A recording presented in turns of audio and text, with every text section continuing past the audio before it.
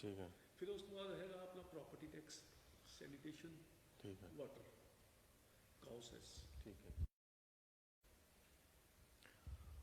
Corona virus ਨੂੰ ਲੈ ਕੇ ਪੂਰੇ ਦੇਸ਼ ਵਿੱਚ ਕਰਫਿਊ ਹੈ ਤੇ ਲੋਕਡਾਊਨ ਕੀਤਾ ਹੋਇਆ। ਜੇਕਰ ਪੰਜਾਬ ਦੀ ਗੱਲ ਕਰੀਏ ਤਾਂ ਪੰਜਾਬ ਦੇ ਵੀ ਸਾਰੇ ਜਿਹੜੇ ਉਦਯੋਗਿਕ ਸਥਾਨ ਹੈਗੇ, ਹੋਟਲ ਹੈਗੇ, ਰੈਸਟੋਰੈਂਟ ਹੈਗੇ, तमाम ਜਿਹੜੇ ਬੰਦ ਕਰ ਦਿੱਤੇ ਗਏ ਤਾਂ ਵੱਡੀ ਮੁਸੀਬਤ ਖੜੀ ਹੋਈ ਆ ਹਰ ਵਰਗ ਵਾਸਤੇ। ਪਰ ਇਹਦੇ ਵਿੱਚ ਇੱਕ ਵੱਡਾ ਨੁਕਸਾਨ ਜਿਹੜਾ ਹੈਗਾ ਹੋਟਲ ਇੰਡਸਟਰੀ ਨੂੰ ਪਹੁੰਚ ਰਿਹਾ, ਕਿਉਂਕਿ ਹੋਟਲ ਇੰਡਸਟਰੀ ਇੱਕ ਟੂਰਿਜ਼ਮ ਦੇ ਜਿਹੜਾ ਜਾਣਿਆ ਜਾਂਦਾ। ਤਾਂ ਬਠਿੰਡਾ ਦੀ ਗੱਲ ਕਰੀਏ, ਬਠਿੰਡਾ ਵਿੱਚ ਜਿੰਨੇ ਵੀ ਹੋਟਲ ਹੈਗੇ ਸਾਰੇ ਬੰਦ ਆ, ਪੂਰੇ ਪੰਜਾਬ ਦੇ ਹੋਟਲ ਬੰਦ ਕੀਤੇ ਹੋਏ ਆ। ਤਾਂ ਹੋਟਲ ਇੰਡਸਟਰੀ ਵਾਲੇ ਜਿਹੜੇ ਉਹਨਾਂ ਨੇ ਪ੍ਰਧਾਨ ਮੰਤਰੀ ਨੂੰ ਇੱਕ ਚਿੱਠੀ ਲਿਖੀ ਹੈ। ਉਸ ਚਿੱਠੀ ਦੇ ਜ਼ਰੀਏ ਕੁਝ ਮੰਗਾਂ ਕੀਤੀਆਂ ਕਿ ਸਾਡੀਆਂ ਮੰਗਾਂ ਜਿਹੜੀਆਂ ਉਹ ਕੇਂਦਰ ਸਰਕਾਰ ਇਹਦੇ ਵੱਲ ਧਿਆਨ ਦੇਵੇ, ਕਿਉਂਕਿ ਹੋਟਲ ਇੰਡਸਟਰੀ ਦੇ ਨਾਲ ਬਹੁਤ ਜਿਹੜੇ ਇੰਪਲਾਈ ਜੁੜੇ ਹੋਏ, ਜਿਹੜੇ ਅੰਦਰ ਕੰਮ ਕਰਦੇ ਆ, ਤਾਂ ਸਾਰਿਆਂ ਨੂੰ ਤਨਖਾਹਾਂ ਦੇਣੀਆਂ ਬਹੁਤ ਮੁਸ਼ਕਿਲ ਹੋ ਗਈਆਂ। ਬਿਜਲੀ ਦੇ ਬਿੱਲ ਜਿਹੜੇ ਆ ਉਹ ਵੀ ਪਹੁੰਚਣਗੇ। ਤਾਂ ਇਸ ਕਰਕੇ ਦੇਸ਼ ਦੇ ਪ੍ਰਧਾਨ ਮੰਤਰੀ ਨਰਿੰਦਰ ਮੋਦੀ ਤੋਂ ਕੀ ਮੰਗ ਕੀਤੀ ਹੈ, ਇਸ ਬਾਰੇ ਗੱਲ ਕਰਦੇ ਹਾਂ। ਸਾਡੇ ਨਾਲ ਬਠਿੰਡਾ ਦੇ ਕੰਫਰਟ ਇਨ ਹੋਟਲ ਦੇ ਜਿਹੜੇ ਮੈਨੇਜਰ ਆ ਉਹਨਾਂ ਨਾਲ ਗੱਲ ਕਰਦੇ ਹਾਂ।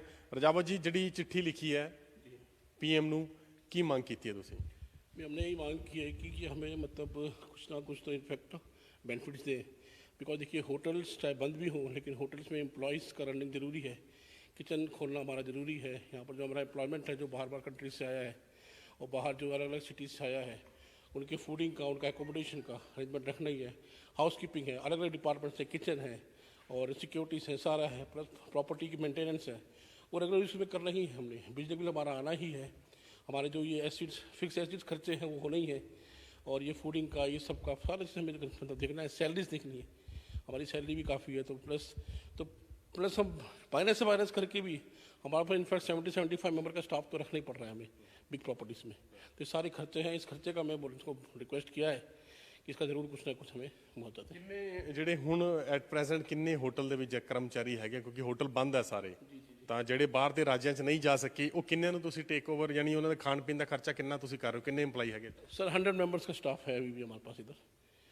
हाँ जी, 100 मेंबर्स का सारा हम ही कर रहे हैं, फूडिंग का, उनका एकोमोडेशन का, एवरीथिंग। नहीं जस्ट नेचुरली कर दीजिएगा। हमारी टूरिज्म जो इंडस्ट्री है, बेसिकली होटल इंडस्ट्री, ये 24 आवर्स एम्प्लॉयमेंट है यहाँ पर। हम एम्प्लॉयज़ को हमेशा फूडिंग, रिकॉर्डेशन, अभी सब कुछ देते हैं हम लोग, और साथ में उनसे हम जो भी सर्विसेज कराते हैं। और हमारी सर्विस इंडस्ट्री ऐसी है कि इसको हम क्लोज़ कर ही नहीं सकते। इनफैक्ट 24 आवर्स प्रॉपर की मेंटेनेंस है। रूम्स जो लगे हैं वो रूम्स को भी हमें प्रॉपर्ली मेंटेन करना ही पड़ता है। किचन है, we can't close the kitchen, क्योंकि एम्प्लॉयज़ जुड़े हुए हैं, उनको फूडिंग हम लोग देते ही हैं। तो गवर्नमेंट को इस बारे में ज़रूर कुछ ना कुछ सोचना चाहिए, बिकॉज इतना बड़ा एम्प्लॉयमेंट कर रहे हैं ये होटल इंडस्ट्री। ऐसे तो बहुत बड़ी प्रॉब्लम में आ जाएगा। इनफैक्ट सारे एम्प्लॉयज़ उनके सब की भी मतलब डिमोटिवेट हो जाएंगे। और ये सर्विस इंडस्ट्री है, सर्विस इंडस्ट्री आपको पता ही है कि इंटरनेशनल लेवल अप्रोच जो बढ़ाया है वो सर्विस इंडस्ट्री का है। किसी भी सिटी का डेवलपमेंट उसके पीछे ही हॉस्पिटलिटी इंडस्ट्री का नाम होता है। इनफैक्ट तो ਵੱਡੀ ਮੰਗ ਹੈ। ਸਾਡੇ ਨਾਲ ਪੰਜਾਬ ਹੋਟਲ ਐਸੋਸੀਏਸ਼ਨ ਦੇ ਪ੍ਰਧਾਨ ਹੈ ਸਤੀਸ਼ ਅਰੋੜਾ, ਵੱਖ-ਵੱਖ ਮੁੱਦੇ ਚੁੱਕਦੇ ਰਹੇ ਹੈ।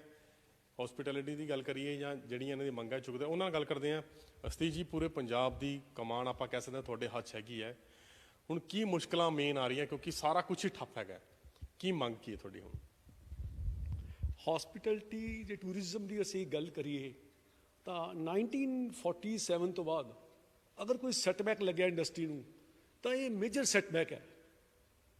ਉਹ ਸਾਡੇ ਪੰਜਾਬ ਦੇ ਵਿੱਚ ਤਕਰੀਬਨ 5000 ਸਮਾਲ, ਮੀਡੀਅਮ, ਲਾਰਜ ਯੂਨਿਟ ਹਨ। ਅਪਰੋਕਸੀਮੇਟ 3 ਲੱਖ ਫੈਮਿਲੀ ਸਾਡੀ ਹੌਸਪਿਟੈਲਿਟੀ ਟੂਰਿਜ਼ਮ ਇੰਡਸਟਰੀ ਨਾਲ ਜੁੜੀ ਹੋਈ ਹੈ। ਤੇ ਟੋਟਲ ਲਾਸ ਜਿਹੜਾ ਹੌਸਪਿਟੈਲਿਟੀ ਇੰਡਸਟਰੀ ਦਾ ਇਸ ਵਕਤ ਪਰ ਮੰਥ 960 ਕਰੋੜ ਰੁਪਏ ਦਾ ਲਾਸ ਜਿਹੜਾ ਨੈਟ ਹੌਸਪਿਟੈਲਿਟੀ ਸੈਕਟਰ ਨੂੰ ਪੈ ਰਿਹਾ ਹੈਗਾ। ਇਸ ਤੋਂ ਇਲਾਵਾ ਨੈਟ ਲਾਸ 250 ਕਰੋੜ ਰੁਪਏ ਦਾ ਟੈਕਸੇਸ਼ਨ ਦੀ ਸ਼ੇਪ ਦੇ ਵਿੱਚ ਜਿਹੜਾ ਪੰਜਾਬ ਗਵਰਨਮੈਂਟ ਨੂੰ ਵੀ ਲੋਸ ਹੋ ਰਿਹਾ ਹੈਗਾ। ਸੋ ਉੱਧਰੋਂ ਸਾਨੂੰ ਪ੍ਰਾਈਮ ਮਿਨਿਸਟਰ ਸਾਹਿਬ ਅਪੀਲ ਕਰ ਰਹੇ ਹੈਗੇ ਕਿ ਤੁਸੀਂ ਸੈਲਰੀਆਂ ਪੇ ਕਰੋ, ਔਰ ਜਿਹੜੇ ਐਡੇ ਵੱਡੇ ਇਨਫਰਾਸਟਰਕਚਰ ਹੈ ਇਹਨਾਂ ਦੇ ਰਨਿੰਗ ਖਰਚੇ ਬਹੁਤ ਹੈਗੇ ਹੈ। ਇਹ ਹੌਸਪਿਟੈਲਿਟੀ ਸੈਕਟਰ ਨੂੰ ਕੋਈ ਇਮੀਡੀਏਟ ਬੰਦ ਨਹੀਂ ਕੀਤਾ ਜਾ ਸਕਦਾ, ਨਾ ਹੀ ਇਹ ਇਮੀਡੀਏਟ ਬੰਦ ਹੋ ਸਕਦੀ ਹੈ, ਨਾ ਹੀ ਇਹ ਇਮੀਡੀਏਟ ਸਟਾਰਟ ਹੋ ਸਕਦੀ ਹੈਗੀ ਹੈ। ਸੋ ਉਹਨਾਂ ਨੇ ਜਿਵੇਂ ਅਸੀਂ ਅਪੀਲ ਕੀਤੀ ਹੈ, ਉਹਨਾਂ ਦੀ ਅਪੀਲ ਨੂੰ ਅਸੀਂ ਫੋਲੋ ਕਰ ਰਹੇ ਹਾਂ। ਸਟਾਫ ਨੂੰ ਸੈਲਰੀ ਅਸੀਂ ਦੇ ਰਹੇ ਹੈਗੇ ਹਾਂ, ਬਟ ਕਿਤੇ ਨਾ ਕਿਤੇ ਸਾਡੀਆਂ ਵੀ ਲਿਮਿਟੇਸ਼ਨ ਹੈ ਅਸੀਂ ਹੁਣ 1 ਮਹੀਨਾ ਦੇ ਦਾਂਗੇ, 1.5 ਮਹੀਨਾ ਦੇ ਦਾਂਗੇ। ਸਾਡੇ ਕੋਲ ਜੇ ਬਿਜ਼ਨਸ ਨਹੀਂ ਆਊਗਾ, ਕੰਮ ਨਹੀਂ ਆਊਗਾ, ਤਾਂ ਉਹ ਅਸੀਂ ਜ਼ਿਆਦਾ ਦੇਰ ਤੱਕ ਇਹਨੂੰ ਸਰਵਾਈਵ ਨਹੀਂ ਕਰ ਪਾਵਾਂਗੇ। ਇਹੋ ਜਿਹੇ ਮਾਹੌਲ 'ਚ ਸੈਂਟਰ ਗਵਰਨਮੈਂਟ ਨੂੰ ਚਾਹੀਦਾ, ਸਾਡੇ ਟੂਰਿਜ਼ਮ ਮਿਨਿਸਟਰ ਨੂੰ ਚਾਹੀਦਾ, ਪ੍ਰਾਈਮ ਮਿਨਿਸਟਰ ਨੂੰ ਸਾਡੇ ਨਾਲ ਬੈਠ ਕੇ ਇੱਕ ਚਾਹੇ ਆਨਲਾਈਨ ਜਾਂ ਇੱਕ ਵੀਡੀਓ ਕਾਨਫਰੰਸਿੰਗ ਤੇ ਇੱਕ ਮੀਟਿੰਗ ਕੀਤੀ ਜਾਵੇ, ਇੱਕ ਨਵੀਂ ਪਾਲਿਸੀ ਬਣਾਈ ਜਾਵੇ ਵੀ ਇੰਡਸਟਰੀ ਨੂੰ ਕਿਵੇਂ ਬਚਾਉਣਾ ਹੈ, ਕਿਵੇਂ ਇਸ ਇੰਡਸਟਰੀ ਨੂੰ ਸਰਵਾਈਵ ਕੀਤਾ ਜਾਏਗਾ।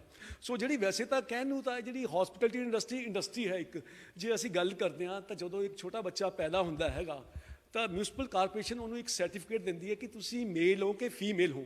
ਬਟ ਜਿਹੜੀ ਸਾਡੀ ਹੌਸਪਿਟੈਲਿਟੀ ਇੰਡਸਟਰੀ ਹੈ, ਸਾਨੂੰ ਇਹੀ ਨਹੀਂ ਪਤਾ ਲੱਗਦਾ ਵੀ ਅਸੀਂ ਇੰਡਸਟਰੀ ਹੈ। ਜੇ ਇੰਡਸਟਰੀ ਹੈ ਤਾਂ ਸਾਨੂੰ ਬੈਨੀਫਿਟ ਦਿੱਤੇ ਜਾਣ। ਸਾਨੂੰ ਅੱਜ ਤੱਕ ਕੋਈ ਬੈਨੀਫਿਟ ਨਹੀਂ ਦਿੱਤੇ ਜਾ ਰਹੇ ਇੰਡਸਟਰੀ। ਇਹ ਜਾਣਕਾਰੀ ਮਿਲੀ ਹੈ ਕਿ ਪੀਐਮ ਨੂੰ ਇੱਕ ਓਪਨ ਚਿੱਠੀ ਲਿਖੀ ਗਈ ਹੈ, ਉਹ ਚਿੱਠੀ ਦੇ ਵਿੱਚ ਕੀ ਕੁਝ ਲਿਖਿਆ ਗਿਆ? ਉਹ ਚਿੱਠੀ ਦੇ ਵਿੱਚ ਸਾਡਾ ਸਰ ਇੱਕ ਤਾਂ ਉਹਨਾਂ ਨੇ ਜਿਸ ਤਰ੍ਹਾਂ ਸੈਲਰੀ ਦਾ ਪ੍ਰਾਈਮ ਮਿਨਿਸਟਰ ਸਾਹਿਬ ਨੇ ਅਪੀਲ ਕੀਤੀ ਸੀ, ਜਿਹੜੀ ਹੌਸਪਿਟੈਲਿਟੀ ਇੰਡਸਟਰੀ ਹੈ ਸਟਾਫ ਦੀ ਸੈਲਰੀ ਪੇ ਕਰੇ। ਸੈਕਿੰਡ, ਉਹਦੇ ਵਿੱਚ ਇਕੱਲੀ ਸੈਲਰੀ ਨਹੀਂ ਹੈ, ਸਾਡੇ ਜਿਹੜੇ ਐਡੇ ਵੱਡੇ ਇਨਫਰਾਸਟ੍ਰਕਚਰ ਹੈ ਇਹਨਾਂ ਦੇ ਖਰਚੇ ਹੈਗੇ ਆ। ਮਿਨੀਮਮ ਪਾਵਰ ਟੈਰਿਫ ਹੈਗਾ, ਵਾਟਰ ਦੇ ਖਰਚੇ ਹੈ, ਸੈਨੀਟੇਸ਼ਨ ਦੇ ਖਰਚੇ ਹੈ, ਲਗਜ਼ਰੀ ਆਪਣਾ GST ਹੈਗਾ, ਵੈਟ ਹੈਗਾ। ਇਸ ਤਰ੍ਹਾਂ ਦੇ ਬਹੁਤ ਸਾਰੇ ਖਰਚੇ, ਬਾਹਰ ਦੀ ਲਾਇਸੈਂਸ ਫੀਸ ਹੈਗੀ, ਤੁਸੀਂ ਚਲਾਓ ਨਾ ਚਲਾਓ ਤੁਹਾਨੂੰ ਪੂਰੇ ਐਨਮ ਦੀ ਫੈਨੀ ਹੈਗੀ ਹੈ। ਕਾਓ ਸੈਸ ਹੈਗਾ, PFC ਹੈਗਾ, ESI ਹੈਗਾ। ਇਸ ਤਰ੍ਹਾਂ ਦੇ ਬਹੁਤ ਸਾਰੇ ਖਰਚੇ ਜਿਹੜੇ ਓਵਰਹੈਡ ਐਕਸਪੈਂਸਿਸ ਹੈ ਇੰਡਸਟਰੀਜ਼ ਤੇ ਇੱਕ ਬਹੁਤ ਵੱਡਾ ਬਰਡਨ ਪੈ ਚੁੱਕਿਆ ਹੈਗਾ। ਸੋ ਜਿਹੜੀ ਹੌਸਪਿਟੈਲਿਟੀ ਸੈਕਟਰੀ ਇੰਡਸਟਰੀ ਹੈ, ਕਿਤੇ ਤਾਂ ਇਹ ਇੰਪਲਾਇਮੈਂਟ ਰੇਜ਼ ਕਰ ਰਹੀ ਸੀਗੀ। ਇੰਡੀਆ 'ਚ ਮੈਕਸਿਮਮ ਜਿਹੜਾ ਇੰਪਲਾਇਮੈਂਟ ਕ੍ਰੀਏਟ ਕਰਦੀ ਹੈ, ਫੋਰਨ ਕਰੰਸੀ ਕ੍ਰੀਏਟ ਕਰਦੀ ਹੈ, ਟੂਰਿਜ਼ਮ ਨੂੰ ਪ੍ਰਮੋਟ ਕਰਦੀ ਹੈ। ਜੇ ਅੱਜ ਅਸੀਂ ਕ੍ਰਾਈਸਿਸ 'ਚ ਆ ਗਏ ਹਾਂ ਤਾਂ ਹੁਣ ਅਸੀਂ ਪ੍ਰਾਈਮ ਮਿਨਿਸਟਰ ਨੂੰ ਇਹੀ ਕਹਿ ਰਹੇ ਹਾਂ ਸਾਡੇ ਨਾਲ ਬੈਠ ਕੇ ਇੱਕ ਮੀਟਿੰਗ ਕੀਤੀ ਜਾਵੇ, ਇੰਡਸਟਰੀ ਨੂੰ ਕਿਵੇਂ ਬਚਾਉਣਾ ਹੈਗਾ, ਇੱਕ ਪਾਲਿਸੀ ਤਾਂ ਬਣਾਉਣੀ ਪਏਗੀ। ਸੋ ਅਸੀਂ ਇਹੀ ਗੱਲ ਨੂੰ ਲੈ ਕੇ ਮੈਂ ਪ੍ਰਾਈਮ ਮਿਨਿਸਟਰ ਸਾਹਿਬ ਨੂੰ ਇੱਕ ਲੈਟਰ ਲਿਖਿਆ ਹੈਗਾ ਕਿ ਸਾਨੂੰ ਕੋਈ ਗਾਈਡਲਾਈਨ ਜਾਰੀ ਕੀਤੀ ਜਾਣ। ਇਸ ਤਰ੍ਹਾਂ ਸਿਰਫ ਕਹਿ ਦੇਣ ਨਾਲ ਇੰਡਸਟਰੀ ਬੰਦ ਕਰ ਦੇਣਾ ਇਸ ਤਰ੍ਹਾਂ ਨਹੀਂ ਹੋ ਸਕਦਾ। ਸੋ ਜਲਦੀ ਸਾਨੂੰ ਇੱਕ ਫੀਡਬੈਕ ਦਿੱਤਾ ਜਾਵੇ, ਗਾਈਡਲਾਈਨ ਦਿੱਤੀ ਜਾਣ, ਕੁਝ ਸਾਨੂੰ ਰਿਲੀਫ ਦਿੱਤਾ ਜਾਵੇ ਇਸ ਇੰਡਸਟਰੀ ਤੋਂ। ਪੰਜਾਬ ਦੇ ਹੋਟਲ ਦੀ ਗੱਲ ਕਰੀਏ, ਪੰਜਾਬ ਦੇ तमाम ਹੋਟਲ ਹੈਗੇ ਆ ਪੂਰਨ ਤੌਰ ਤੇ ਬੰਦ ਹੈਗੇ ਆ, ਪਰ ਤੁਹਾਨੂੰ ਲੱਗਦਾ ਕਿ ਜਿਹੜਾ ਸਟਾਫ ਉੱਤੇ ਹੈਗਾ ਉਹਨਾਂ ਦਾ ਖਰਚਾ ਸਾਰਿਆਂ ਨੂੰ ਦੇਣਾ ਪੈ ਰਿਹਾ, ਇੱਕ ਵੱਡਾ ਭਾਰ ਹੈਗਾ ਇਸ ਚੀਜ਼ ਦਾ? ਨੈਚੁਰਲੀ ਸਾਡੇ ਹੁਣ ਜੇ ਪ੍ਰਾਈਮ ਮਿਨਿਸਟਰ ਨੇ ਕਿਹਾ ਹੈਗਾ ਤਾਂ ਅਸੀਂ ਦੇਵਾਂਗੇ, ਚਾਹੇ ਸਾਡੇ ਜਿਹੋ ਜਿਹੇ ਮਰਜ਼ੀ ਸਰਕਮਸਟੈਂਸਿਸ ਹੈਗੇ, ਚਾਹੇ ਅਸੀਂ ਇਹ ਦੇਣ ਦੀ ਪੋਜੀਸ਼ਨ 'ਚ ਨਹੀਂ ਹੈਗੇ, ਬਟ ਫਿਰ ਵੀ ਕਿਤੇ ਨਾ ਕਿਤੇ ਜਿੰਨਾ ਸਾਡੇ ਤੋਂ ਹੋ ਰਿਹਾ ਉਹਨਾਂ ਅਸੀਂ ਪੇ ਕਰ ਰਹੇ ਹੈਗੇ ਹਾਂ। ਬਟ ਅਸੀਂ ਉਹਨਾਂ ਨੂੰ ਕਹਿੰਦੇ ਹਾਂ ਵੀ ਜਲਦੀ ਤੋਂ ਜਲਦੀ ਅਰਲੀ ਇਸ ਮੈਟਰ ਦੇ ਵਿੱਚ ਇਨਵੋਲਵ ਹੋ ਕੇ ਸਿੰਸੀਅਰਲੀ ਇਸ ਮੈਟਰ ਨੂੰ ਪਹਿਲ ਦੇ ਆਧਾਰ ਤੇ ਇਹਨੂੰ ਕਿਸ ਤਰ੍ਹਾਂ ਕਰਨਾ, ਇੰਡਸਟਰੀ ਨੂੰ ਕਿਵੇਂ ਬਚਾਉਣਾ ਹੈਗਾ। ਤੇ ਜਿਹੜੇ ਬਿਜਲੀ ਦੇ ਬਿੱਲ ਹੈਗੇ ਆ, ਜਿਵੇਂ ਜਿਸ ਤਰੀਕੇ ਨਾਲ 5 ਰੁਪਏ ਯੂਨਿਟ ਦੀ ਪਹਿਲਾਂ ਗੱਲ ਚੱਲਦੀ ਰਹੀ ਹੈ, ਉਹ ਨਹੀਂ ਹੈਗਾ। ਹੁਣ ਬਿਜਲੀ ਦੇ ਬਿੱਲ ਆ ਰਹੇ ਨੇ ਤੁਹਾਨੂੰ ਸਾਰਿਆਂ ਨੂੰ? ਬਿਜਲੀ ਦੇ ਬਿੱਲ ਸਾਨੂੰ ਪਿਛਲਾ ਬਿੱਲ ਮਾਰਚ ਦਾ ਸਾਨੂੰ ਆਇਆ ਸੀਗਾ, ਬਟ ਅਪ੍ਰੈਲ 'ਚ ਇਹਨਾਂ ਨੇ ਕਿਹਾ ਸੀ ਅਸੀਂ ਤੁਹਾਡੇ ਤੋਂ ਮਿਨੀਮਮ ਜਿਹੜਾ ਲਾਸਟ ਈਅਰ ਦੀ ਐਵਰੇਜ ਦਾ ਉਹ ਲਵਾਂਗੇ। ਬਟ ਕਿਤੇ ਇਹਨਾਂ ਨੇ ਕਿਹਾ ਵੀ ਅਸੀਂ ਆਪਣਾ ਇੱਕ ਪੋਰਟਲ ਬਣਾ ਰਹੇ ਹੈਗੇ ਆ। ਪੋਰਟਲ ਤੁਸੀਂ ਆਪਣਾ ਪੋਰਟਲ ਖੋਲੋ, ਵੈਬਸਾਈਟ ਤੇ ਜਾ ਕੇ ਉਹਦੇ ਤੁਸੀਂ ਆਪਣੀ ਰੀਡਿੰਗ ਭਰ ਸਕਦੇ ਹੋ।